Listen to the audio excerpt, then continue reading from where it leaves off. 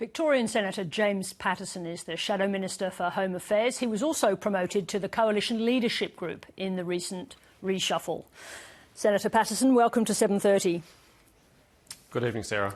Now, on that reshuffle, first of all, you missed out on the prestigious Shadow Foreign Affairs portfolio because, I quote you from Sky News, you and Peter Dutton agreed Home Affairs is where you can do the most damage to Labor. Is that how you see your political role? Well, first and foremost, my role in opposition is to hold the government of the day to account. And when it comes to national security and community safety on the domestic front, which is my purview, there's no question that they have failed spectacularly. Whether it is boats and borders, whether it is released detainees or failed deportations, or the anti-Semitism crisis and now domestic terrorism crisis that we have in our country. But what did you mean? What did you mean by damage when you said you could do the most damage? Is that how you define your political role? Well, it's my responsibility to hold the government to account for their failures. And as I said, those failures are spectacular. And we do have an election coming up. And Australians will have to contemplate, do they want 3 more years of weakness from Anthony Albanese and Labor, whether it's on national security and the economy, or do they want to get our country back on track and put a strong Prime Minister and a strong government in charge under Peter Dutton and the Coalition? Now, I just want to go to that point made in Laura Tingle's package just now, which is about the Foreign Minister commemorating the 80th anniversary of the liberation of the Auschwitz concentration camp. We saw there Peter Dutton say that her presence just being there is inappropriate. Is it acceptable to make political points around such a deeply sombre event? Well, forget about what Peter Dutton has said or what I've said. Let's have a look at what Dr Henry Pinskier, a former Vice President of the Labor Party, said this morning in the Australian newspaper. He said it was a slap in the face of the Australian Jewish community for the Prime Minister to send Penny Wong to Auschwitz for this commemoration.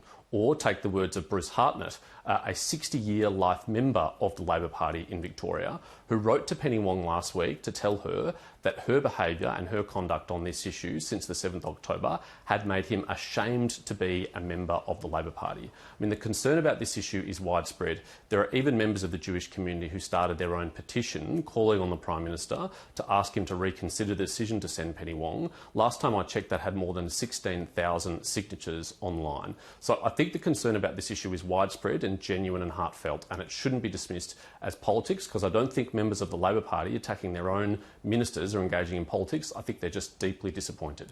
I want to go to the most recent anti-Semitic attacks we've seen in Australia. Now, we heard from the AFP, who say that they're looking into the possibility that overseas actors have paid criminals to carry out some of these attacks in Australia. Do you know any more, Senator Paterson, about who those overseas actors could be? As I understand it, in the vast majority of cases of anti-Semitic violence that we've seen in our country over the last 15 months, there is no suspicion of foreign involvement. I believe there are a handful of cases where the Australian Federal Police have not yet been able to rule out the possibility of foreign involvement, whether that's indeed a foreign government or a transnational terrorist organisation, I don't know. And to be clear, they haven't been able to rule that out. No one has raised evidence of actors at that level yet, have they? No, I'm not aware of any evidence of that at all, but this claim has been put into the public domain by the government with limited information, and it has caused extreme concern and panic in the Jewish community. Many of them have asked me, does this mean that Iran is trying to assassinate us? Does this mean that some other foreign government or terrorist organisation is active in Australia and funding attacks on the Jewish community? I am very concerned about the decision to put this partial information into the public domain without more details and without reassurance. To be clear, that was put into the public domain by the head of the AFP, Rhys Kershaw, right? That's right, and the Prime Minister and other ministers have repeated it and endorsed it and backed it. What they haven't done is provided any evidence to substantiate it or any reassurance to the Jewish community about what this means for them or what they are doing to protect them. Has the National Security Committee of Cabinet been convened? We don't know. Has the Prime Minister spoken to his Five Eyes counterparts? We don't know. What role are our other intelligence agencies playing in getting to the bottom of this? We don't know. And there's 2 possibilities here. One is we have a purely homegrown phenomenon, and that is a massive failing on the Prime Minister's part.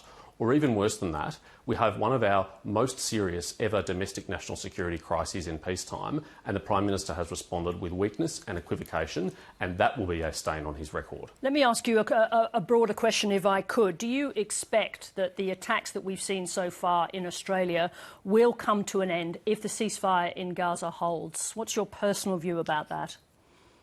Well, I would certainly hope so, but I'm very pessimistic about that because a number of the incidents have occurred after the ceasefire was agreed to. And frankly, I think some of the people in the community who are responsible for this or are egging this on aren't really motivated by foreign conflicts. They're motivated by their hatred of the Jewish people.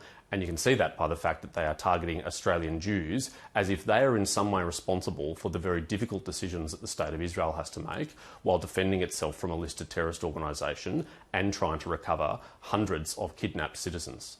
Now, the coalition has called for mandatory minimum sentencing to combat these attacks. Now, a former president of the Law Council in Australia, Arthur Moses, said that studies done both here and in the US show that mandatory sentencing rarely acts as a deterrent. Are you prepared to listen to legal expertise on this subject?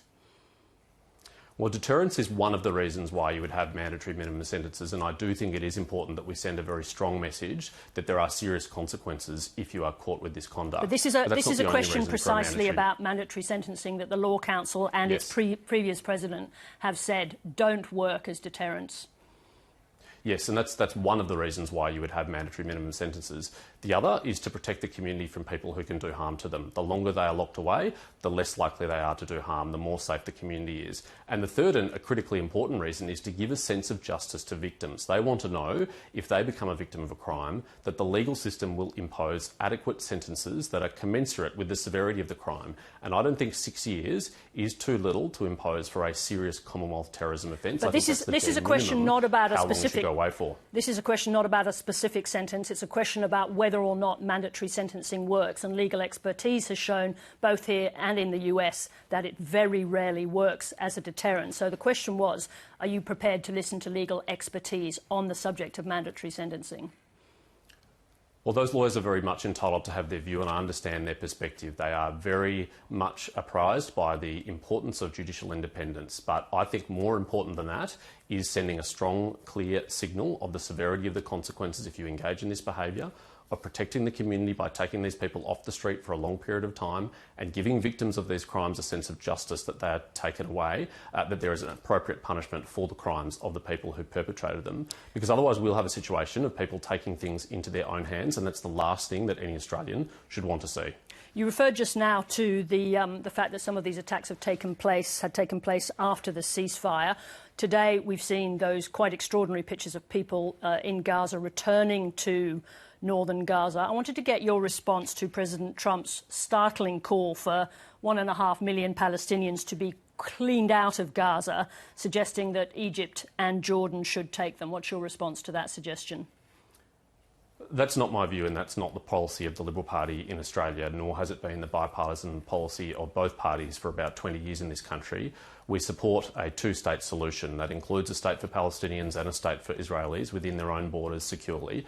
But critically, the Liberal Party maintains the view that that should not be something which is imposed from the outside, not by Australia, not by the United Nations or anyone else. It's something that can only come about after the successful peace process and negotiation between the Israelis and the Palestinians. Labor has changed their view in recent times on that. They now believe it's appropriate to unilaterally recognise a Palestinian state, to impose those conditions from the outside before any resolution of those issues, and critically, before Hamas is taken away from power. Yeah, at the same time, that position that you're stating, as you put it, depends on the Israeli government taking part in negotiations, being involved in and supporting negotiations towards a two-state solution. But the Prime Minister of Israel, Benjamin Netanyahu, for many years has made clear his opposition to a two-state solution. So what does that mean for coalition policy if the Israeli government is opposed to the idea?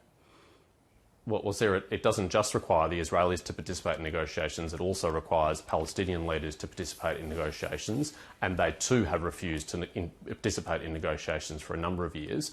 The most recent peace offers made have been by the State of Israel, and they've been rejected by Palestinian leaders. In fact, some pretty risky offers were made politically for an Israeli government in recent memory, and they were rejected by Palestinian leaders repeatedly, with things that would have gone to the establishment of a Palestinian state, and I think that's a tragedy.